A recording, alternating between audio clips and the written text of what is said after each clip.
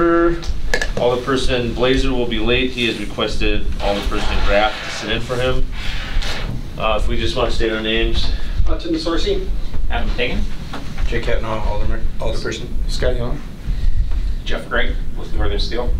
Scott Kellogg, Alderperson. Lee Graff, Alderperson. Joe Zerflu. Agenda item number 2, review and consider for approval an extension of an emergency services agreement with the Township of Saratoga. Is it possible to combine 2 and 3 and talk about them together? Yeah, I would do this. We just put them as so they're just approved separately. But you Okay. I mean, But 2 and 3 are going to be motions. Yeah. Okay. They're going to be identical. In 2017, we began covering Saratoga and the Village of Port Edwards for EMS services. It was a 3-year contract. It expires at the end of this year, at the end of 2019, and it was written up, I believe, by July 15th. That both sides were mutually agreeable to the contract. There was a 4-year extension, and we have met with the Village of Port Edwards and the Town of Saratoga, and they are would like to take that option of the 4-year extension. I thought I read in the packet somewhere there was a suggestion that we adjust the rates. That's item number 4. That's number 4. Okay, all right. Did you discuss with them the rate adjustment? We did not. This has been on there. It's written in the contract. Their rate adjustment will be no different than it will be to city residents. So no, it was not discussed.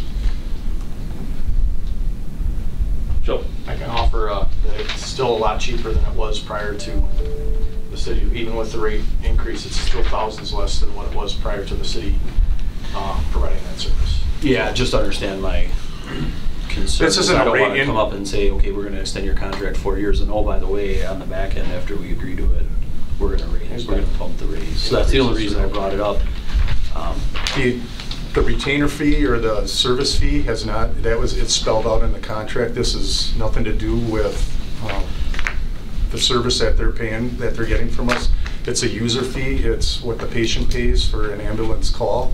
It has no bearing on the village or the town. Okay. It's on the individual. And it is going up. It's city residents, town, and village residents. Yes, and that's, They're billed as a resident. They're billed at the resident rate, They so- contract with us. and when we get into the ambulance rates, I believe you'll see the reasoning behind request number 4. So, but the ambulance rate increase has nothing to do with their fee that they pay to the city annually. That's locked in for the 4 years. If I can ask Chief, how is the increased call volume? Is not a problem? No, not at all. I mean, it adds maybe 7-8% overall on our run volume, but then we're down on IFTs a little bit, so it's almost a wash between picking those runs up and the IFTs that we lost. So it's a good service. It has not burdened us in the least. So An IFT was at interfacility? yes, Riverview has a ground Their transport own, unit right. that they're doing the majority of transfers out of the hospital. So yeah, it's not a burden in the police for us. So if a resident were to ask, what's the benefit of the city partnering with these 2 municipalities on our end? Or is it just a bit more revenue stream? Or For us, I think it offsets. Tim might be able to answer that better, but it offsets the cost of us doing business on the ambulance end. Because not only the retainer fee covers our expenses, our wear and tear, our supplies, and then we generate the revenue from the ambulance runs themselves. So it ultimately relieves the burden on the taxpayers of the city also.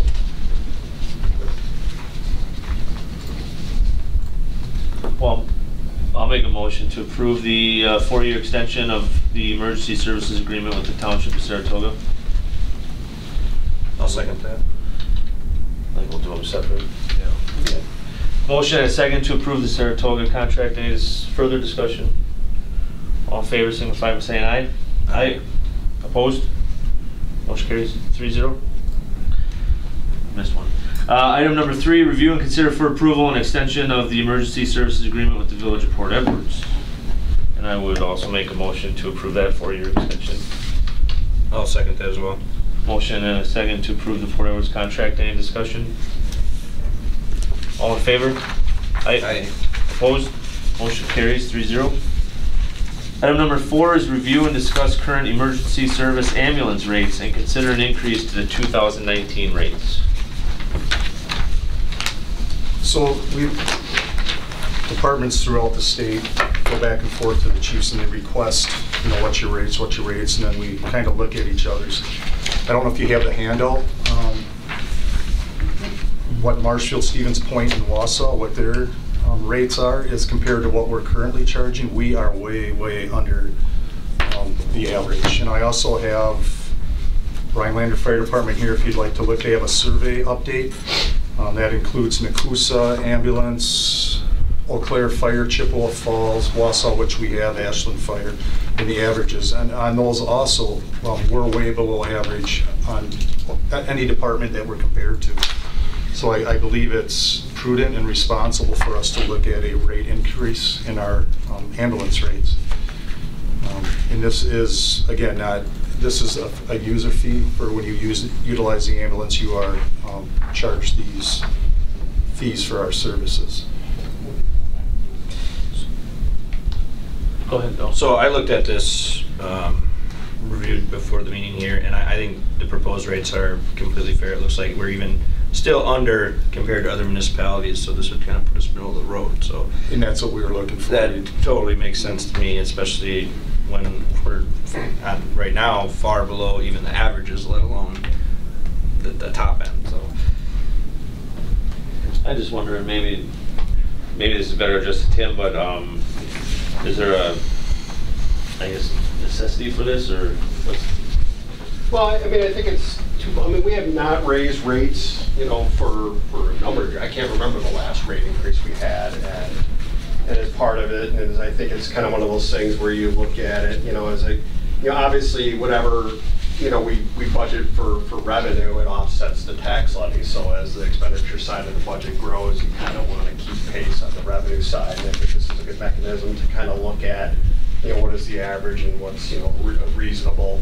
It also should be noted that for a lot of our patients that are on Medicare, this rate doesn't affect them because Medicare only recognizes a certain portion of the rate, and so you just end up writing off a lot of it for the Medicare rate. So, but for the ones that have insurance and stuff like that, obviously we'll see a revenue increase for that. But I'll say this, that our ambulance revenue has gone down a little bit because of the decrease in their facility transfers and stuff like that. So they're monitoring it. So I concur that we're probably long overdue for a rate increase in the ambulance rates, and I think using some comparables and kind of looking at staying within that average is prudent. Otherwise, you get so far behind that, and when you do try to catch up, it is a dramatic increase. So.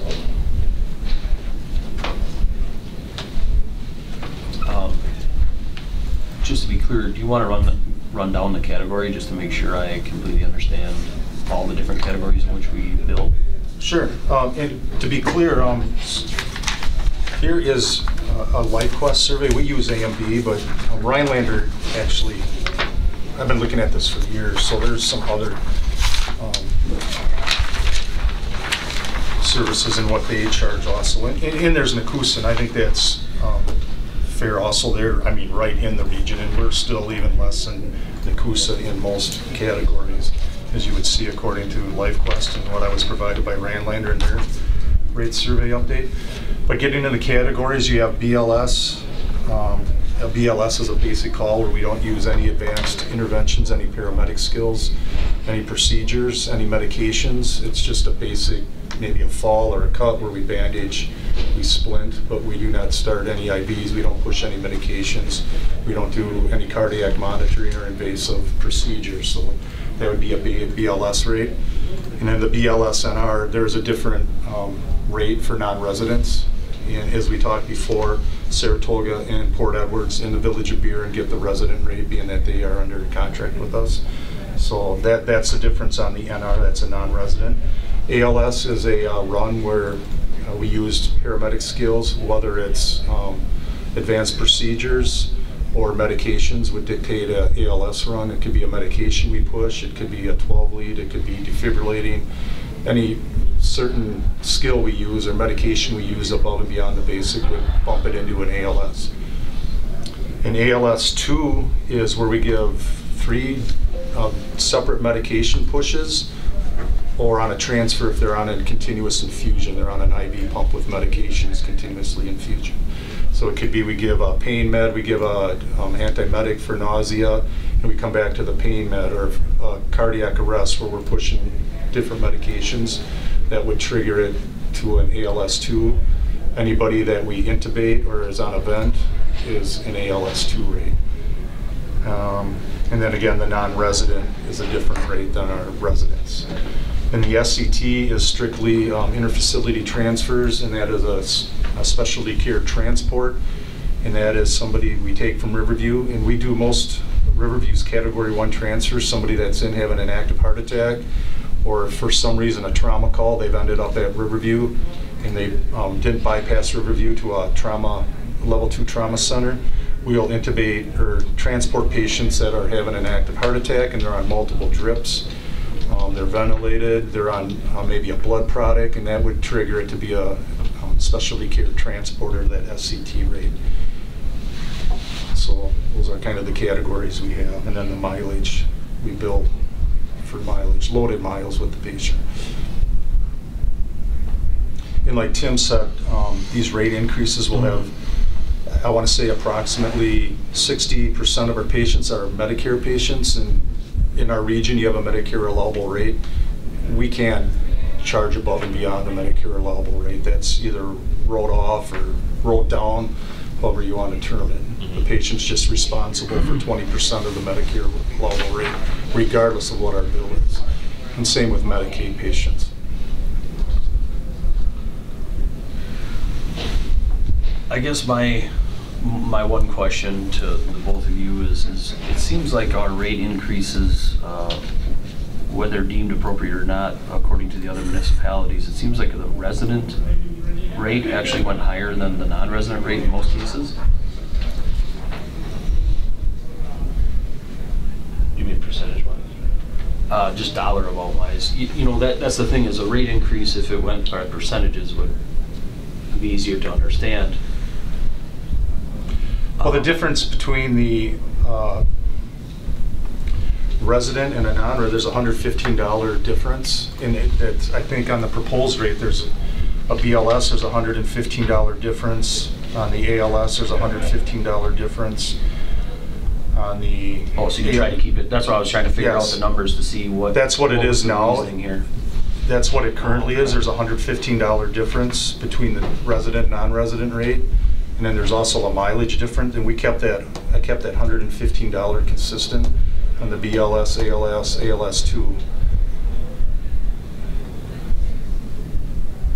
Unless my math is off.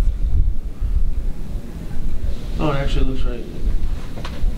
Well, I didn't notice that, so you pointed it out. Yeah, I mean, I guess my comment is that, you know, like, let's say the BLS, all right, you go up, just quick math off the top of my head, looks like $253 for the resident, but you only go up $242. You know what I mean? I understand the idea of keeping it 115 off, but it seems like we're actually, in most cases, the resident actually gets charged slightly more than the non-resident on the increase, not overall, but on the increase. You know, like in your ALS 1, it, like I said, just quick math, looks like $277, where the increase to the non-resident would actually be only $230. 223. 788. You know, So 1,900, but it's a $115 difference, and I think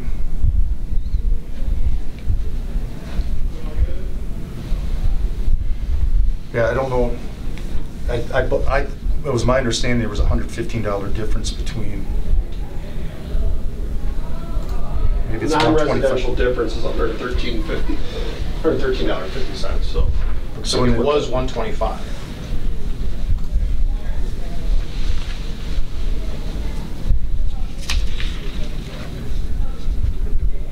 It looks like it wasn't quite the same across the board either. It's like ALS Right. 1 in non-resident on the current rate is $155 difference.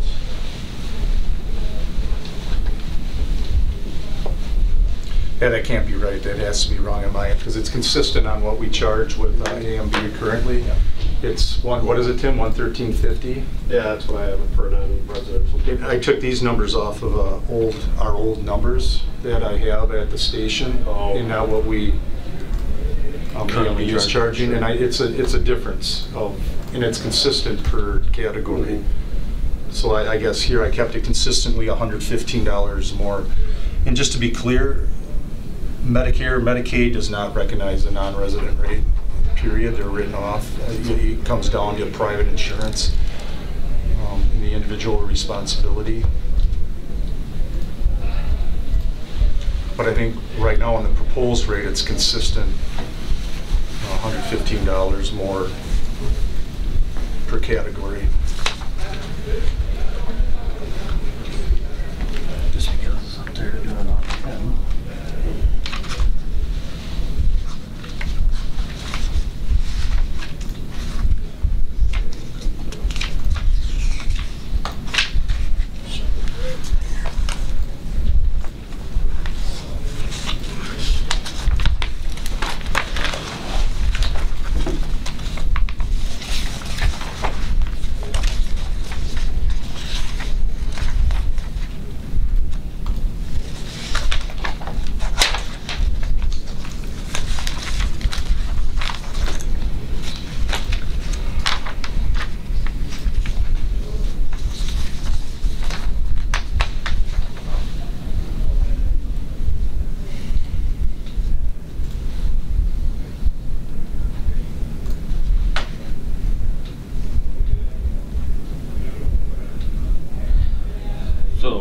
Basically, Chief, when you respond to a call and let's say you transport someone like a specialty care transport, I know maybe no two runs are the same, but if you're doing a lot more for one than you are the other, they still just get that flat $13.75 For the rate. month. Like, so you don't Yes. actually Yep. bill. Okay. It's loaded mile too. Right? It's what? Loaded mile? Yes. Okay. Oh, okay. But the rate, yes, whatever category they fall in, and we're not even determining that anymore. Our billing company is. That's right. They do the runs. They categorize how they're going to bill. They're experts at, knowing what they can bill at, and they're going to bill at the highest allowable rate. So.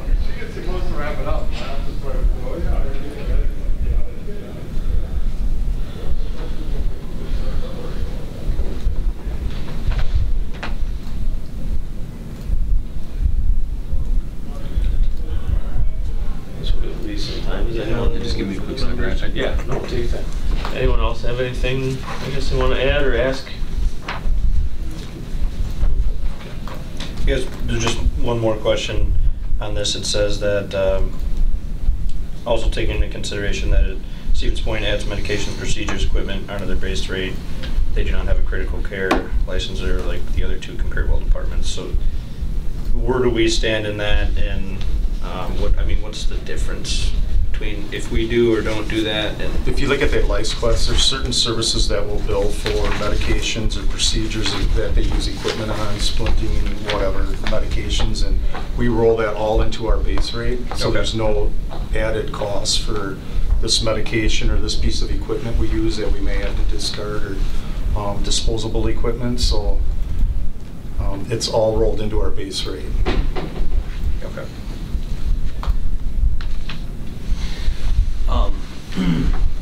Just asking the question is, from your ALS 1 to non-resident, from resident to non-resident, the difference is $40. So we'd actually be charging $40 more to the resident than what we would to the non-resident.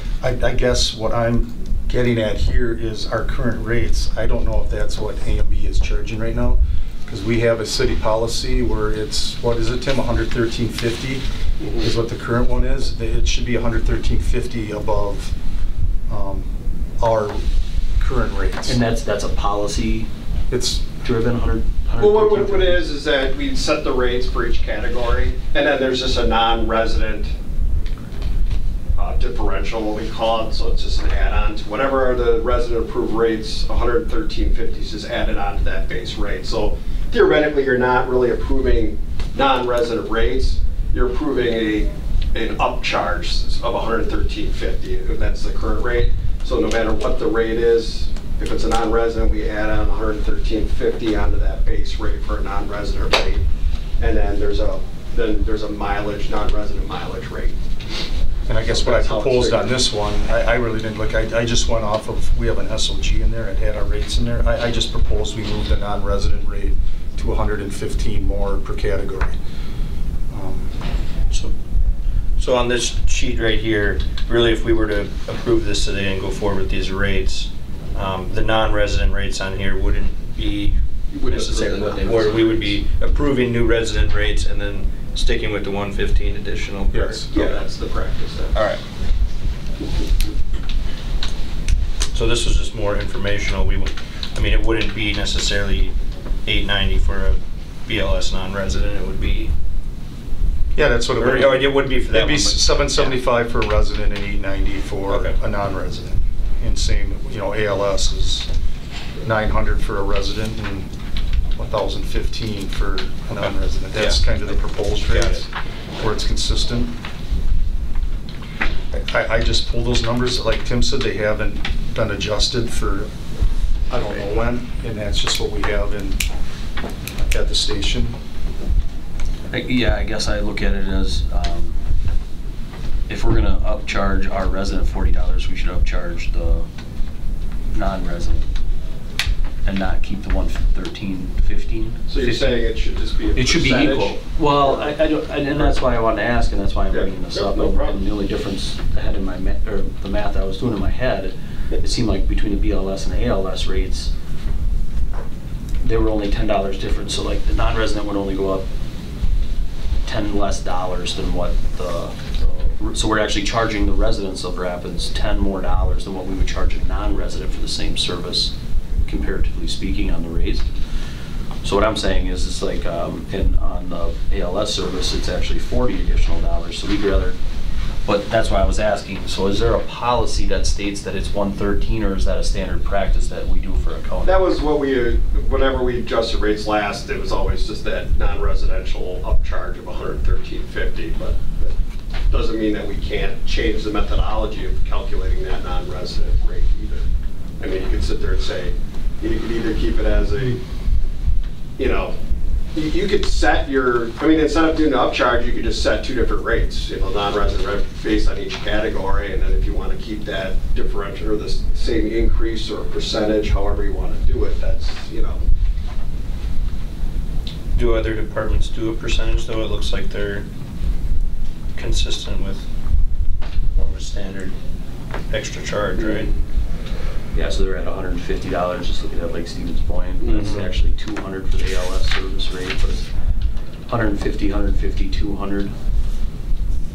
The other one is $150, $100, $200, $200, $150, $150, $150. So like Wausau just does $150 over the rate between the Right. resident and non-resident. And that's kind of what, I guess I wouldn't put too much credence in my numbers on the non-resident rates here, because I believe we're charging $113.50 is what A&B is charging right now.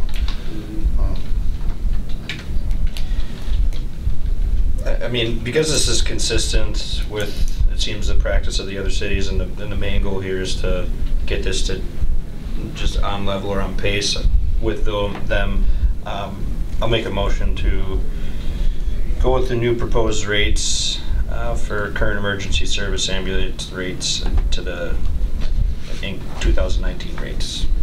Cover the rates. Catch that? so you're approving the rates, and then are you going to approve like the individual non-resident rates, or are you just going to approve a non-residential differential or a surcharge? I mean, I would say we go with these proposed rates on the sheet. That Just was what my okay, just motion like would that? be, yeah. Okay. I'll second. So are you actually approving all the rates, or just the resident? I think you said all the rates. Right, that's, I want to make sure, because I would. So, be okay- yeah, that's a good point. Yeah, good. Let me clarify and readjust my motion. Just the the residence rates and maintaining the extra, and you said it was gonna be 115 on each service charge And for that's what the non-residents. proposal shows in here. so- Right, so yeah, that would be, Yeah, you wouldn't actually have to amend your motion, because that's what you said. Okay. That's why I picked up. all on right. that. So, I'm sure if there's confusion there. I actually would be in favor, just to be clear, I will vote this down, but the only reason is I'm actually in favor of the current proposed residence rates, but an increase to non-residence rates up to $150 to keep you consistent with Marshfield Point, Wausau. That would be everybody fine else. too, if you want to do that. Second. You can amend your motion. So I'll amend the motion then, because I do agree with that, to go with the proposed resident rates with an additional 150 for non-residents. And I agree to the amendment. There we go. That's a good point, Lee. Thanks, Joe. Yeah, no, that's a good catch. Joel, Yes.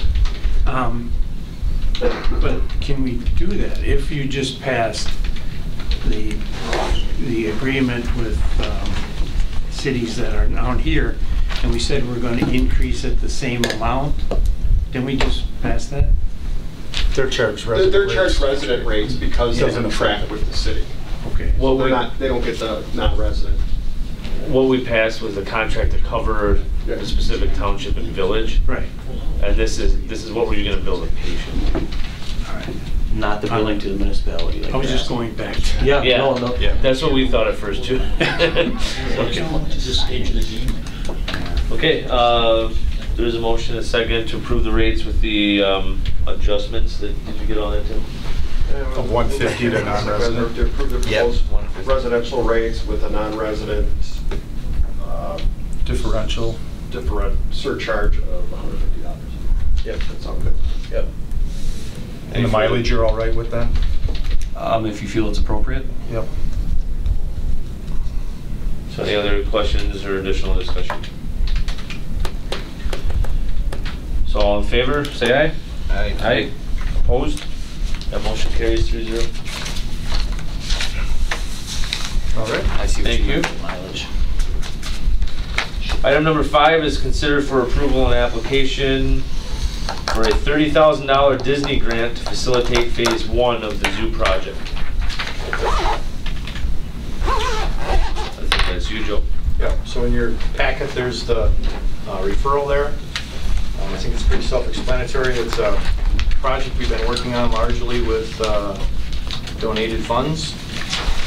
And we'd like to try to stretch those donated funds as far as possible and use those donated funds as leverage in this grant application to try to get an additional $30,000 in donation from the Disney grant. So is this something you're asking for us to approve the application to apply for it? To apply for, correct? I just want to make sure. Yeah. It is a budgeted project, so there's no negative ramifications of that. It just allows us to stretch those donations into other parts of the zoo. No, I think it's actually completely appropriate anytime we can find different grant applications that we can apply for miscellaneous projects. I think it's completely appropriate. So I'll make the motion to approve. Second. Motion and second to approve. Any discussion on the item? All in favor? Aye. Opposed? Motion carries 3-0. Jake. Something else I wanted to ask. Oh, no, sorry. Item number 6 is request permission for the City of Wisconsin Rapids to apply for Wisconsin assessment monies to support Northern Steel Casting's environmental investigation on their property located at 330 8th Avenue South. That one, I guess, is me. So again, in your packet, there's a summary of the request along with some background. Basically what it comes down to is the state receives some federal funds every year for environmental assessments. And then the state can pass that along, and it's intended to go towards businesses that are closing or closed, in more specifically industrial sites. Northern Steel Castings unfortunately falls into that category as they shut down operations over the last couple of years, and they are looking to ultimately sell that property. One of the hurdles generally in selling an industrial site is the question on what is the environmental situation there. So this would basically pay 100% of the cost of going through the necessary environmental studies on it. Does not deal with cleanup at this stage. It's really, again, just the study on the background.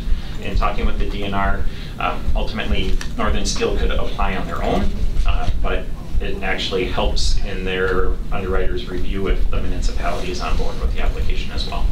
So basically what's being proposed is that the city would apply on behalf of them, and then it would be a pass-through. So there wouldn't be any city funds that would go towards it. And again, it's 100% on the DNR funding, so if there's no funds from Northern Steel, but it would just help facilitate, hopefully, the transfer of that property and eventually either reuse or cleanup of that site. I did ask Mr. Gregg to attend just because obviously he's the property owner. So if you have any specific questions, he is here. But again, just really looking for permission to apply for the grant.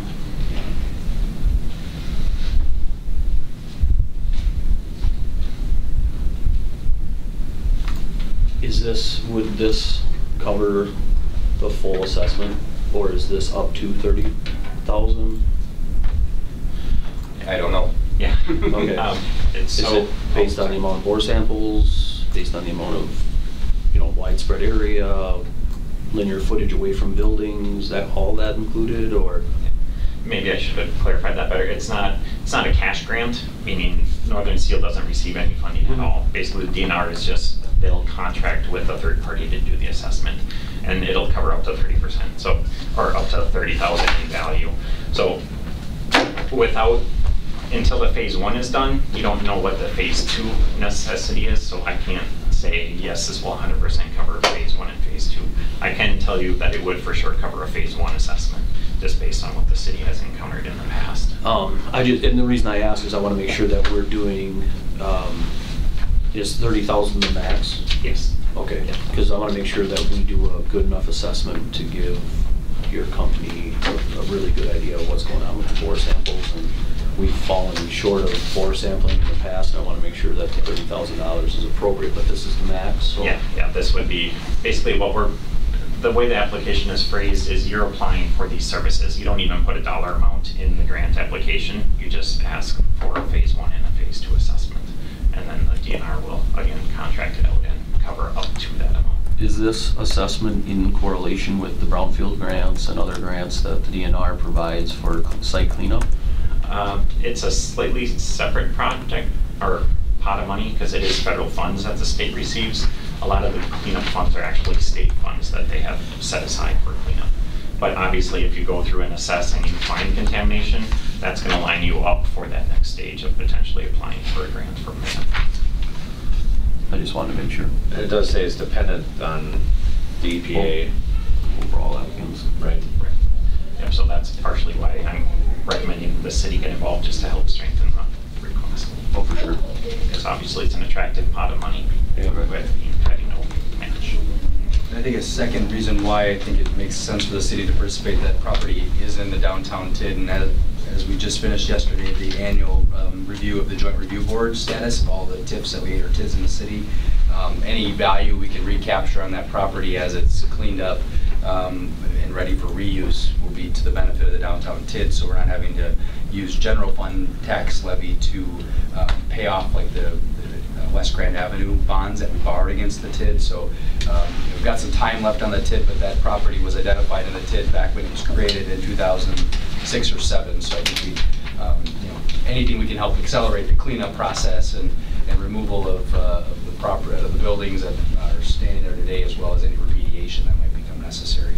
And maybe you could just give us a quick sense of what the timeline is, including this or absent this, in terms of your other cleanup efforts on the property. Unfortunately, we do not have the funds for demolition right now, and I can't say for sure whether we will have them or not.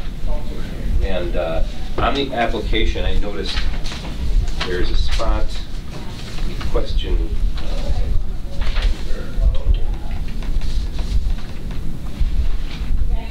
does the city is the applicant. Does the applicant plan to acquire the site? And that's no, is checked. But I just want to say that we're completely open to just turning the property over to the city.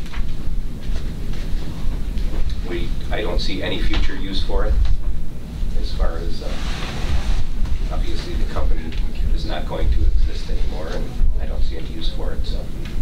we would be willing just to turn it over. I think that's beneficial for us to know in terms of future grant applications. The DNR has got a few programs, as I think was kind of the request or the information that was brought up earlier. So I think we thought that might be the case, and it's helpful to know.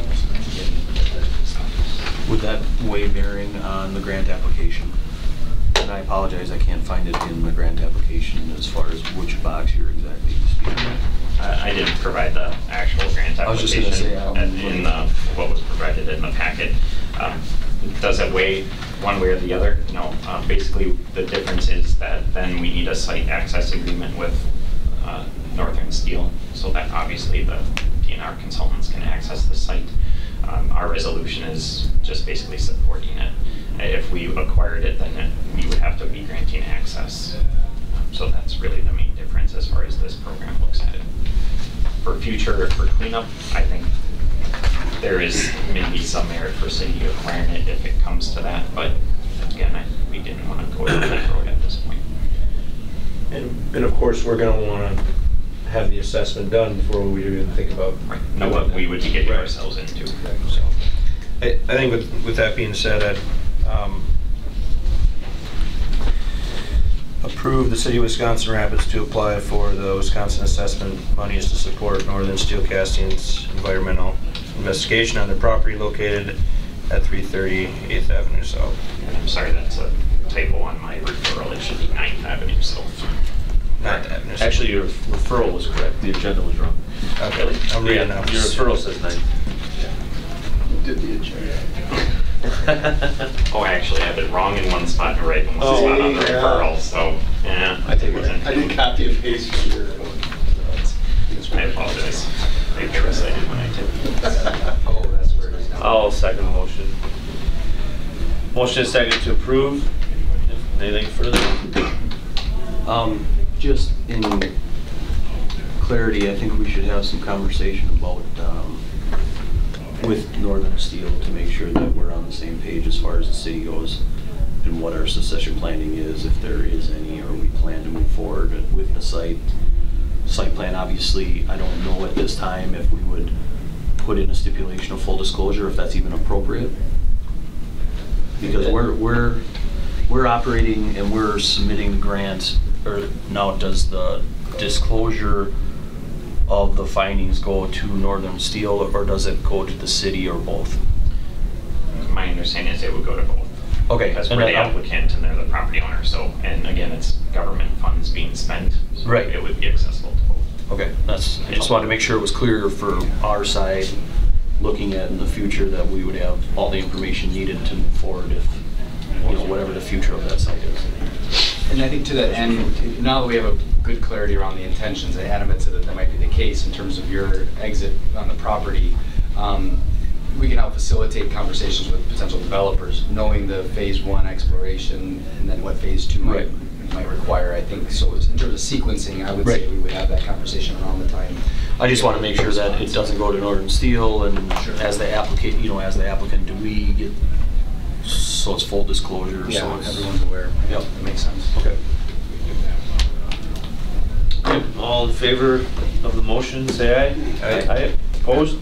The motion carries 3-0. Thank you, sir. Thank you for your time. Item number 7, consider for approval resolution number 9, amending the 2019 budget. Okay. Basically, this is a resolution we do this time every year, and basically, for the majority of it, a lot of it's the same, consistent funds being carried forward, where we have grant funds that are restricted for a specified purpose, or if we have donations that are specified for a specific purpose, and those funds are unspent at the end of the year. Basically, we carry them over and reappropriate them in the new budget year for that specified purpose. I tried to attach explanations for the majority of the items in the back. If there's any questions, I'll be happy to answer them.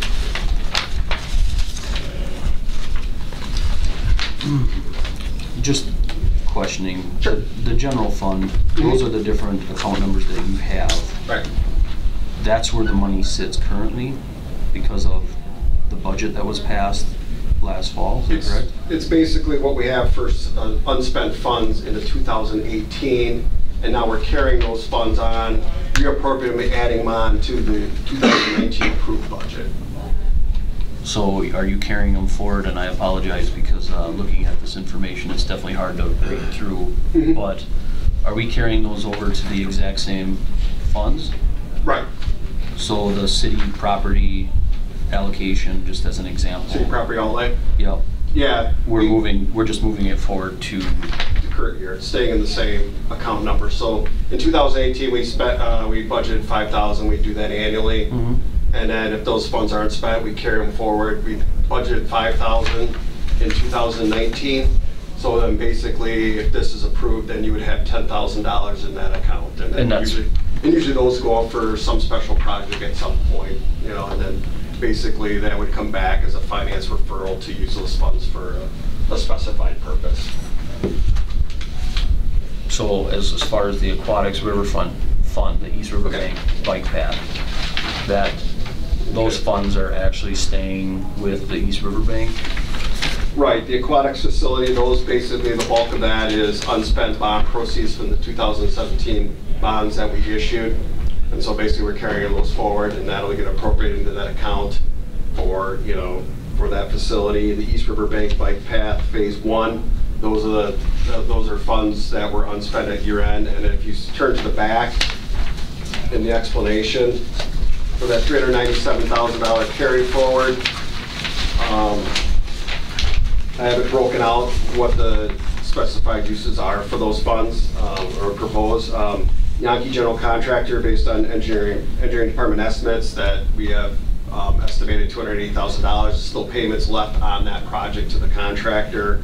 MSA Professional Services of $7,820. And then other costs to complete, we have the Phase 1 furnishing, which is going to be coming up here on the finance agenda of $79,379, and then the remaining $30,000 is for the installation of those furnishings, because the quotes for those furnishings do not include installation. But I do believe the plan is to have our crews install that. Is that correct, Joe? Correct. Yeah. So then that would fund the labor and equipment from our crews to install those furnishings. So the Phase 1 part of it, the MSA Professional Services, $7,800, that's an estimate, or that's a bill we already have, and we're just looking to transfer this to the 2019 budget and pay for it? Or is that expected services for the Phase 1 project? I thought that was completed except the furnishings. Yeah, it's completed except for the furnishings.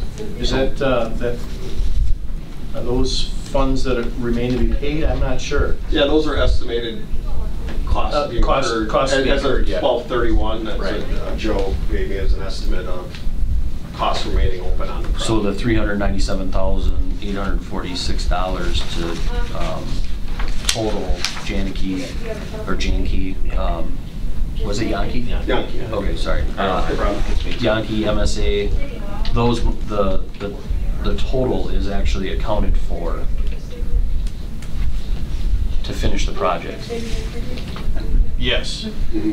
Yes. And it's not over and above what the project scope was of the budget? No. The 370? or That's correct. 397. This is budgeted issue. We Yeah. haven't dispersed yet to these Correct. contractors. Correct. Okay. And the surplus came from, I think as Tim said, it was like the original bond issuance, and this is the balance that remains this on the is- original But bond. it's spent, is what I'm saying. Right, I think that's what the engineering department has indicated. Those were payments, like there's construction management for the Right. landscaping work that hasn't closed out. There's some other items that they still. Yeah, I'm just asking, is the bond, the remainder of the bond left from 2018, will it cover the expenses this spring in order to finish that project? And Definitely. make sure that there's not additional expenses? There's not or that- additional, I mean, there may be some even turnback dollars where we'll have surplus, but we don't know until the furnishing stuff is installed, and as Tim was saying, based upon our crew and the labor that'll be necessary in that. So at this point, no, there's no cost overrun. In fact, it might be a little bit under budget. Right, I just want to make sure, I mean, I understand the Sure. idea of the carryover, I just want to make sure that the costs are appropriate to what's remaining left on the contract that we signed Yes. with.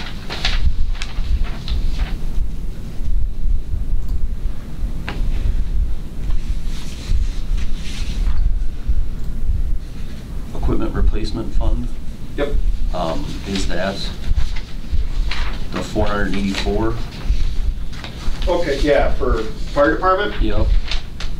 In the 2019 budget, because they budgeted for the replacement of that fire engine number 6, I do believe it is. So we budgeted the full amount, and then I estimated what our carryover would be in the budget. So I have that as budgeted carryover, and then the $240,000 difference between what they estimated was going to be added on to the 2019 debt issue. And basically what it is that our actual carryover was $474,000. So I'm just adjusting the budget to actual to reflect that actual carry forward of those funds. That's why it's a negative. Our equipment replacement for the engine came out of the equipment replacement fund. Yeah, they have their own fire department vehicle. Well, they're right, but I thought they had their own fund. I apologize. And we had to borrow for the balance too. Right. Because the fund didn't have quite as much to cover the. That's what I'm wondering. Yeah. Right. Because it doesn't come out of equipment replacement for public works, right? They're Right. No, they're separate. out. They're separate accounts. The fleet, you'll I see just the wanted fleet to be sure. equipment below that. That's the DPW fleet equipment replacement fund, $898,000.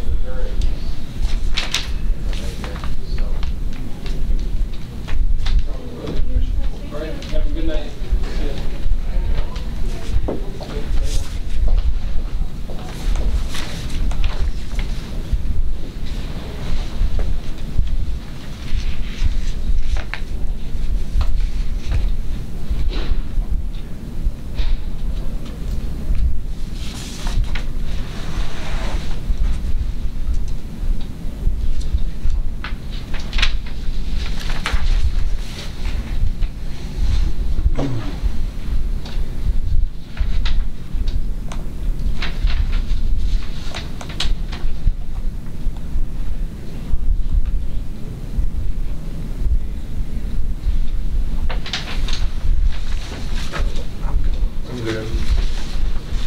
Make a motion then to approve resolution number 9, amending the 2019 budget.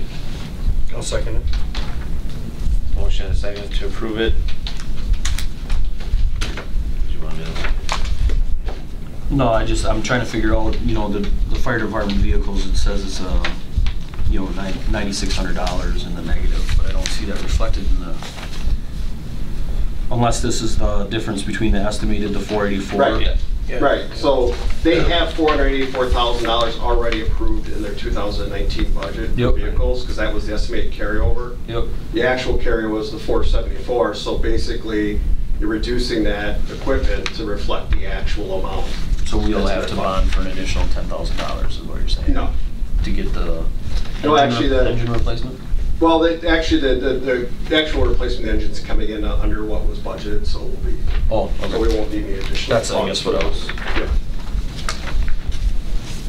Yeah. In the building acquisition fund, what was that? And someone, That is in the Public Works Construction Fund, and that's where funds were put aside over a number of years for acquisition of buildings. So we've used that to acquire some buildings. We've used it to demo East Town Plaza and things like that. So, and basically those are just unspent monies that have been accumulated over the years for building acquisition.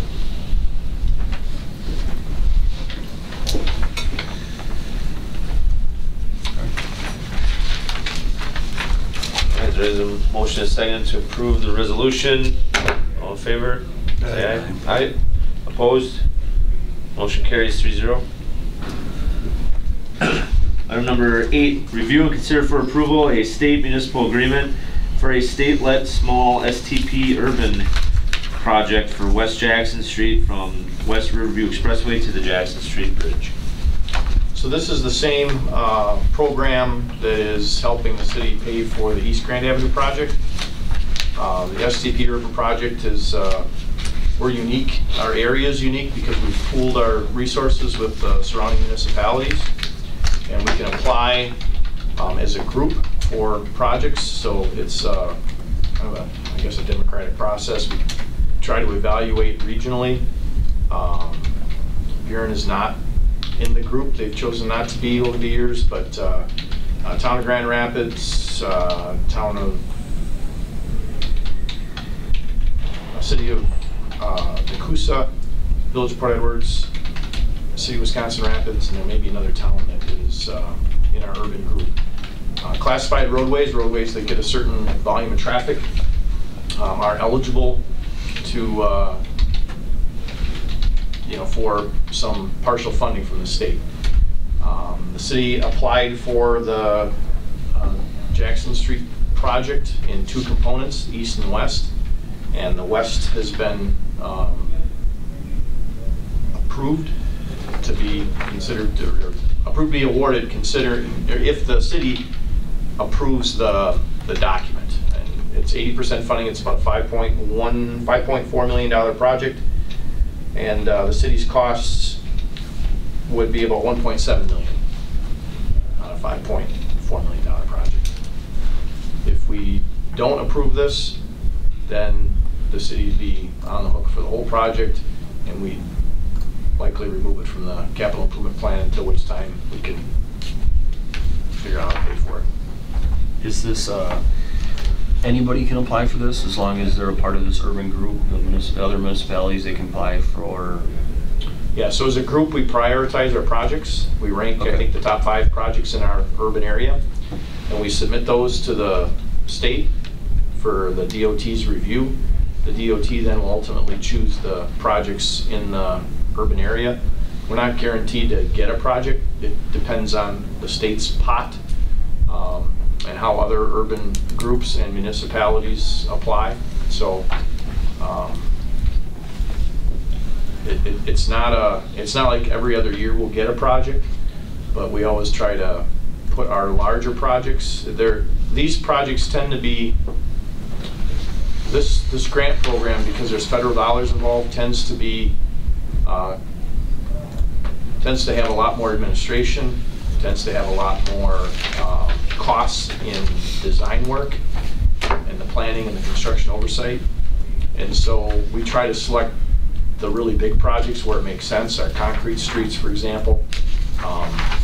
There have been a few projects that, for example, a few years ago, Nakusa submitted a project, Point Bass, and when they were awarded this particular, just like the paperwork, the document we have now for that agreement to review, they took a look. It was cheaper for them to build the project in-house than it would have been to design and administrate it through this program, because it was a asphalt street with no other utility. So as an urban group, we have to select the projects carefully as well.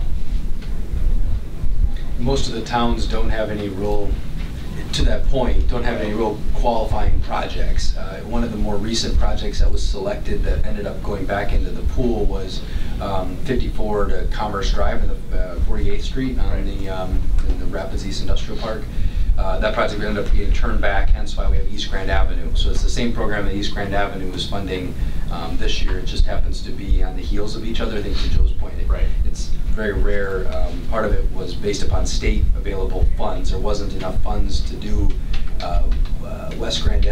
East Grand Avenue when we wanted to do it previously, or when we thought we were going to do it, not necessarily when we wanted to do it, what we thought. And now this one is pretty close on the heels. And I don't know, Joe, I think Joe had mentioned something about potentially a year of a delay in this. Yeah, we're trying to push this back to a 2023 construction, just again to try to make sure that we don't have too many successive years of really big projects. We are committed to our, to having a construction work group, and so we do have a number of sanitary sewer, storm sewer, water main projects that our own labor force performs. And we want to make sure that that we have the right amount of work for them, that there's not too much one year and not enough the next. And this project was originally planned for 2022 in this ask, but because of the cycle, the financial cycle, we're able to push it back. So that's what we're proposing as a 2023 construction project. And this is the West Riverview Expressway to Jackson Street Bridge? This is Jackson Street, West Jackson Street. Jackson Street. Yeah, from the bridge to West Grand. Okay. I'm sorry, to the West Riverview Expressway. Or West Grand, however you want to look at it. Yeah. So it includes the stretch from City Hall to the Expressway, Yes. Oh, which is West Grand. right. Right, yeah. Or Jackson Street. Or Jackson Street. Right, yeah, Jackson Street yeah. here and then West Grand, and, yeah. Depends on which side of the intersection. Right. We've got a few of those in town. Yeah. Okay. Is it First, or is it Baker, or is it? Right. With that being said, I'll make a motion to approve. I'll second. Motion and a second to accept the agreement. Any further discussion? Aye. All in favor signify by saying aye. Aye. Opposed? Motion carries 3-0. Item number 9, review and consider for approval the quotes to purchase the furnishings for the East River Bank Project Phase 1.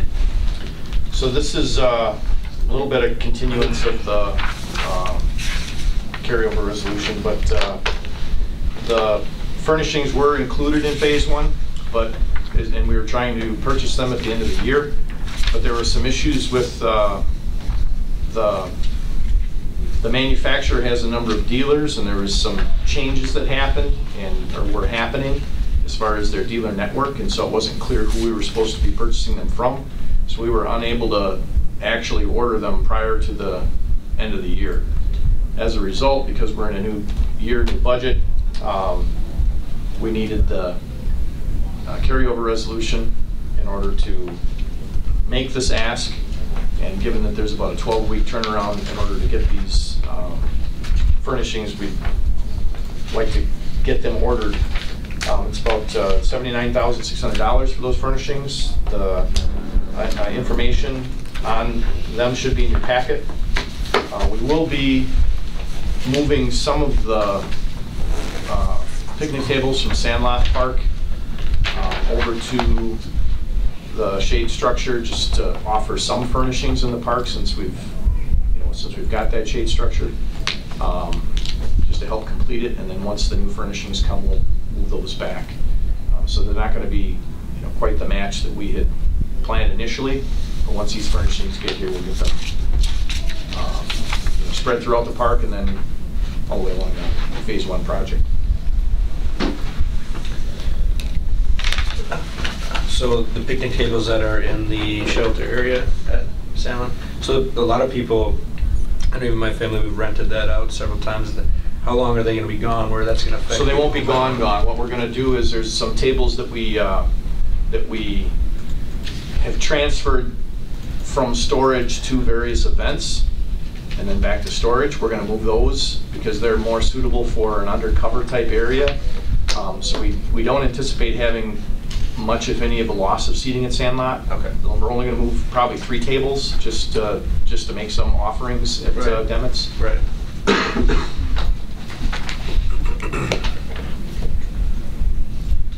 What's the difference between what we got in the packet as opposed to what we got today, besides money? The carryover resolution said the furnishing should be $79,379, but I'm not coming up with that when I add the bench or the everything else from Modern Design Site Furnishings. So that's 72 plus 70 or 27. So why did we approve a carryover resolution of furnishings for $79,000 if the estimates don't come up here?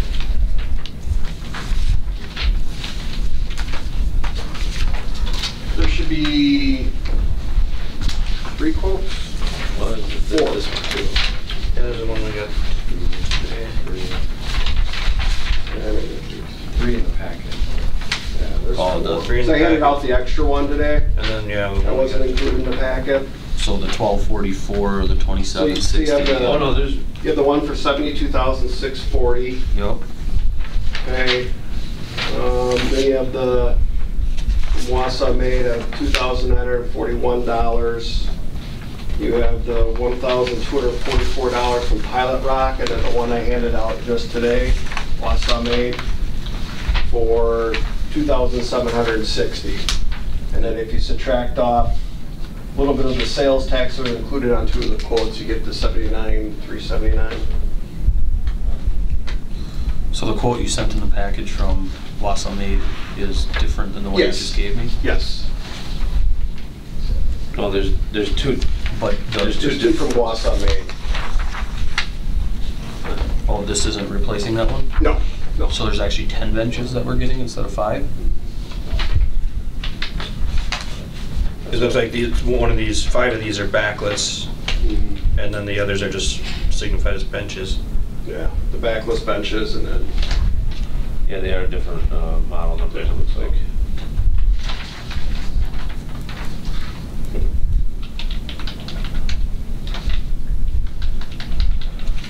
I thought this was in replace of the one that was in our package. no, it just This wasn't is a- included in the packet. That's Okay. why I gave it to you. That would be the difference of the, Yeah. that's why I was wondering why the numbers didn't add up. And I was just doing it quick in my head, and I was like, we're a couple thousand short. Oh, you were right though. Okay, I apologize.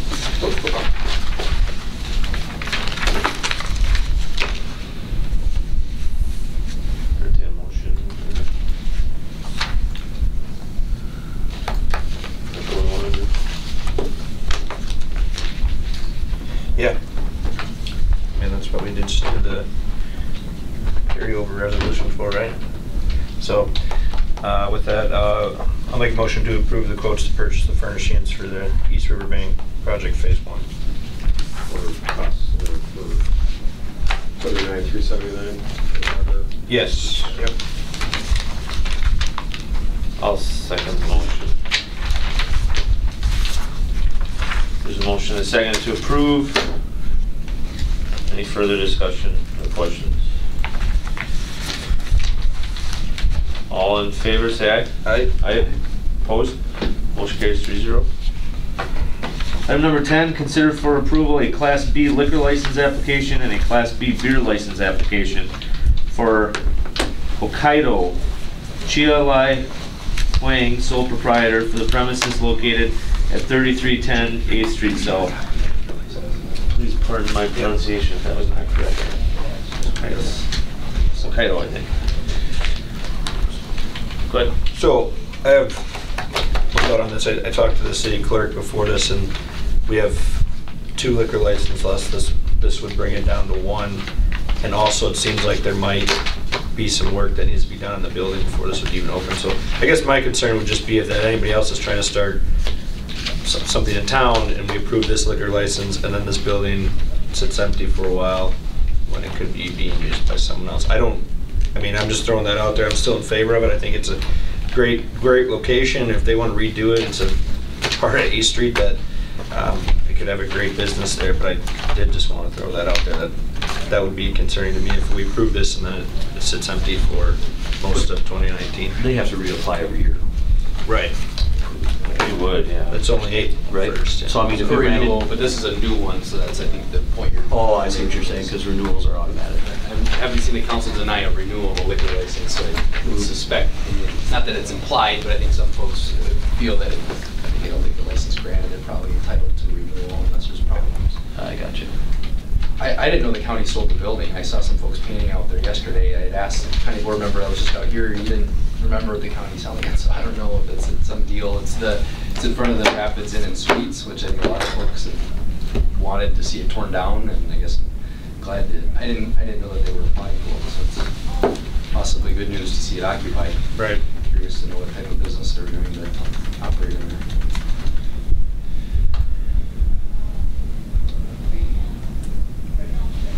And just to clarify, if we do approve this license today, it would expire June 30th, it would come back up for renewal, and then we would have an option again then to not approve that renewal if they're not That's making my progress. understanding, yeah. Okay. Every license has to be renewed, but I don't know if you get the ability to. Because we had one that came through before. But that was, they didn't pay their taxes, so that was a new one.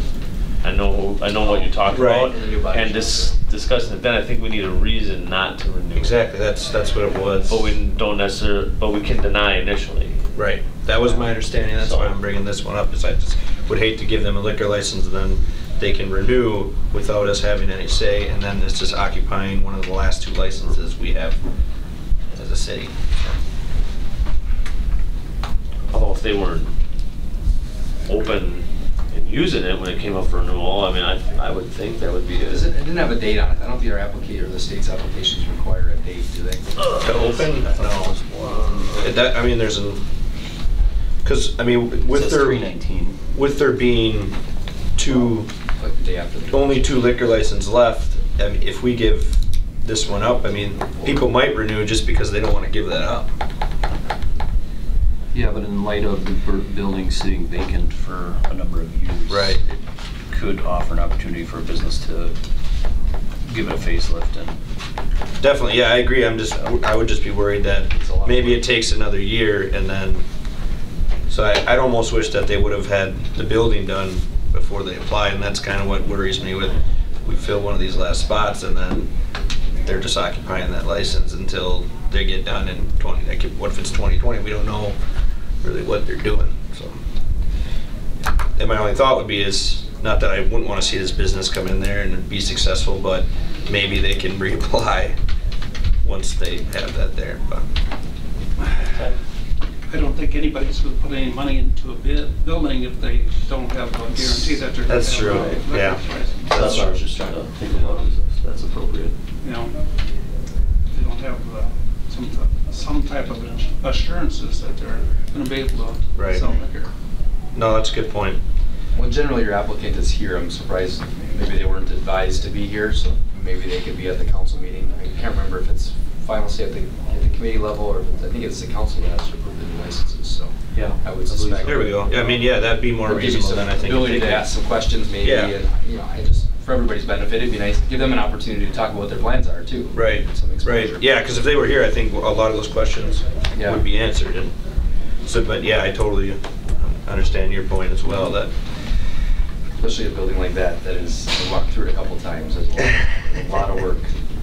I wish them well if they've got the ability to do the work. It'd be nice, I mean, it's got, I don't support tearing it down over the times the county had said let's tear it down, because it's got a fairly decent property tax assessment to it. Shame, just in time. hey. I need to step out and go to my meeting. Public Works building? Yeah. Okay. Good. Item 10. And here is the application. Has he officially taken over yet, or do you want to wait till the next agenda item? Otherwise, I'll make the motion to approve. I guess. Yeah, before I leave, or Just do it. he's got it. Well, I'm gonna- Sue's not here. There was no motion made. I would think you're okay to split now. If there was a motion on the floor, I think it Then, was. Okay. I agree. Then Yeah. you would withdraw. Okay, thanks, Lee. So, Thanks, Lee. I guess I'm down with making a motion to approve or seconding someone else and voting towards this. Just, I would hope that we can reach out to them, or they're watching tonight and can come to the council meeting before we officially approve this on our agenda that night, so. So you did make a motion to approve? I will make a motion to approve, and I don't know, Shane, if you want some time to. I'm just, where is 33? It's the old, it's in front of the Rapids Inn Suites. We were just talking, then we were surprised that the county had actually sold it or cut a deal with somebody to occupy it. Okay, I 'cause- didn't know that they were applying for, I just saw someone painting there last night, actually. I saw a couple plumbing trucks in front, kind of wondering the same thing. Yeah, I don't know what their plans are, and I had suggested that maybe they come to the we invite them to the council meeting if they weren't advised to be here, so they could maybe talk about their Yeah, plans. I'm kind of curious what they're looking to do. Yeah. And we only have 2 liquor licenses left, so if we give them a liquor license and they occupy it, we're down to 1. We don't have any clue on when they're opening, what their plans are, all that, so. But with that being said, I'll still make a motion to approve a Class B liquor license for, oh man, Hakeo Chai Liu Hung, sole proprietor for the premise located at 3310 8th Street South. I'll second. Motion second to approve the liquor license. Any further discussion? All in favor signify by saying aye. Aye. Opposed? Motion carries 3-0. Number 11, audit of the bills for March 2019. I'll make a motion to approve check numbers 76056 through 76450. Manual check 66033 through 66050. Shane, here's all the beverage operators. I'll second it. Motion and second to approve the bills. Are there any questions on the bills? All in favor, signify by saying aye. Aye. Opposed? Motion carries 3-0. Oh, it's renewal time. There was one. Item number 12, beverage operators licenses. Do we do the denial separate or? Yeah, I would. Okay. Is there a number to reference or you by name? I don't know if we need to say the name. Yeah. Maybe just say it. Application number. Well, I'll make a motion to Tim's got it. approve the. Oh, you look like you had something to say. No, I'll make a motion to approve the beverage operator license applications that were recommended for approval. The new and the renewals? The new and the renewals. I'll second that. Motion and a second to approve the beverage operator licenses that were so recommended for approval. Any further discussion? All in favor? Aye. Opposed? Motion carries 3-0. And I'll make a motion to deny the application that was recommended as such. I'll second that. Motion and a second to deny. Any discussion? Who seconded it? I did. Bless you. All in favor? Aye. Aye. Opposed? Motion carries 3-0. 13, set next meeting date. Since I'm up in the air and the wind, I'll leave that up to you. May 7th would be the next first Tuesday. Except for, was there, Joyce had had one item for special finance perhaps this month? Something that didn't make the agenda. We Energies, he sent it today. And was there another item out there? There might be related to the farmer's market piece that we talked about at our last meeting with that state grant. So if you wouldn't mind setting a tentative special meeting before council this month, at least for the We Energies item.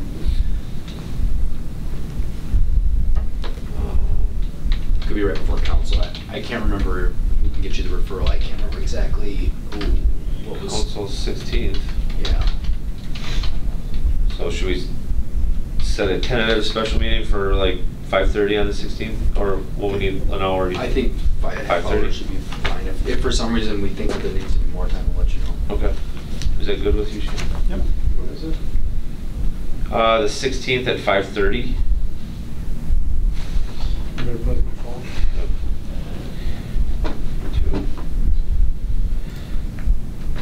And then May 7th actually will not work for me. But it might be a moot point.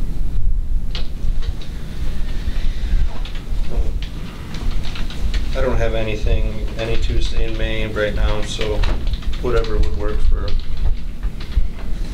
Would you be okay with the second Tuesday, Shane, you think? Or? Second Tuesday is not good in my. Okay. How about like the first? Well, no, one? I can make second Tuesday. You can? Yeah. So should we schedule the next regular meeting then for May 14th? Oh, wait a minute, I think. You know, I have a commitment that. should, maybe the new committee should just schedule it. Could schedule it on the night of the council. Oh, yeah, that's right. Because irregardless. That I would mean, make more sense, because Yeah, why don't they just determine that reorg? At reorg, then we can Yep. set it. Oh, then, okay. Perfect. That makes more sense, I guess. Yeah. Maybe we can schedule our next one for like August. Yes, September, exactly. Yeah. Budget meeting. Well, this is that one just big meeting. You know? Budget meeting. One budget meeting, there you go. All right, then the last agenda item is adjournment. I make a motion to adjourn. I'll second. All in favor? Aye. Opposed? Motion carries and we are adjourned.